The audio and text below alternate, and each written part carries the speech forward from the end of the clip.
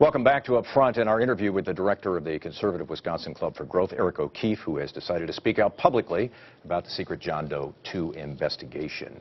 You've also gone to court. You're ticked off about this, and you want some resolution. What do you want to happen? Well, you know, this is 23 months in, and every month I have learned more about abuses that have happened in this. And the longer I go in, the more I think that what we have here is an opportunity to revisit the fundamental idea of governance in America. And actually, this John Doe is representative of a trend across the country of people using platforms in government to wage political battles, which is very dangerous and anti-American.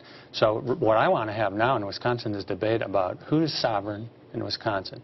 Are we ruled by the government, or do we, the people, oversee the government? I think it's the job of the people to hold the government accountable. Kevin Kennedy and the Government Accountability Board think that it's their job to hold me accountable. They have inverted the American idea of popular sovereignty. You have a copy of the Wall Street Journal with you. Right. People are, at least some of our audience, probably familiar with an editorial that appeared in the Wall Street Journal on Thursday, raising questions about whether partisanship was a part of this investigation within the Government Accountability Board. What did you learn from that editorial, if anything? Yes, well, it's titled We the Sheeple, which is taking a line from Shane Falk of the Government Accountability Board. What we learn in there is that the staff was extremely sensitive to the election implications of their investigation, that they were worried that a statement that the special prosecutor was making would help Governor Walker and hurt Mary Burke, and this was expressed as a concern, and Shane Falk referred to us, the voters of Wisconsin, as sheeple, who probably wouldn't care even if we knew what had gone on. So I think what we saw there is a peek under the hood of an out-of-control agency that thinks it is supposed to manage us and that we are incapable of governing ourselves. You know, I've seen a lot of polling that suggests that many American people feel completely divorced from the political process. They feel that public officials don't listen to them, that they're controlled by the people who give them a lot of money. You want to see less regulation in politics. You want to see the ability to voice your opinions as much as you want. Do you think that's good for America, that those who have more money might have more access to voicing those opinions? Basically, we don't have enough political debate. The state of Wisconsin spends $100 million a day. That's more than what is spent in a full ordinary election cycle in Wisconsin. And so one of the reasons we don't have enough debate is the regulations, the fact that you need a lawyer today to find out whether you can criticize the government. Is that American, by the way, where you have to confer with a lawyer on whether to criticize a politician? The government, just to give a small example, the Government Accountability Board has 40 employees and a PR guy and a bunch and muscle, $11 million budget. I don't have any employees at the Wisconsin Club for Growth. I don't have subpoena power. I don't have. But the organization doesn't hurt for money, does it? Yes, it does right now.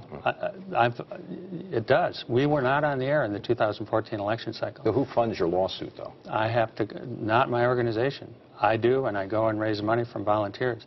So I know it upsets the government to have someone stand up and say enough is enough, and it has cost millions of dollars for me to do this. I'd like the legislature to get involved in investigating what these agencies are doing with our money and the good name of the state of Wisconsin. This is a disgraceful episode in Wisconsin history.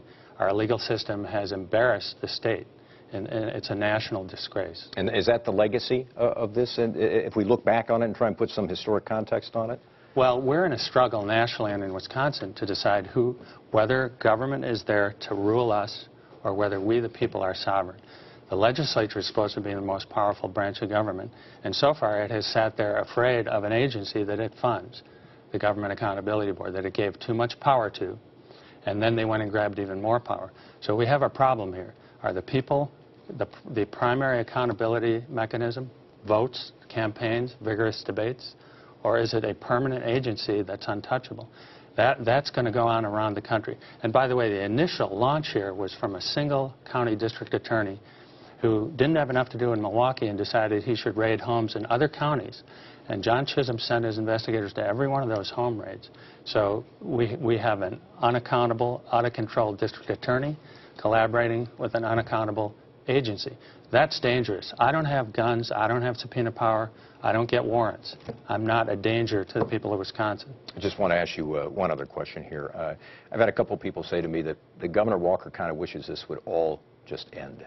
that the lawsuits keep bringing up things, and he keeps hearing stories about he was the target of a criminal investigation. Do you worry that the continued pursuit legally of this case ends up hurting the governor's presidential chances? No. That's not my concern. All right. Eric O'Keefe is the director of the Wisconsin Club for Growth. We appreciate you being on the show today. Thanks very much. Happy to be here. You bet. And next, the Democratic effort to make Governor Walker reimburse the state for his presidential campaign travels. And remember, for political news and information throughout the week, follow me at Mike Goucher on Twitter.